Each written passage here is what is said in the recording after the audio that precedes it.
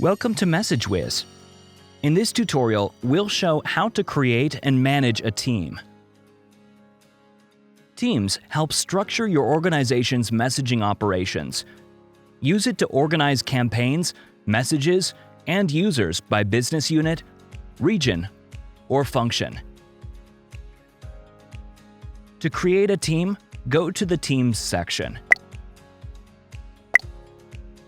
Click the Create Team button. Type in your team name and click Create. Once your team is created, it will appear in your team list. To add users to a team, go to the User Management section. Click the three dots at the end of the user row and select Edit. On the window that opens, use the drop-down menu in the Teams field to add the user to a team.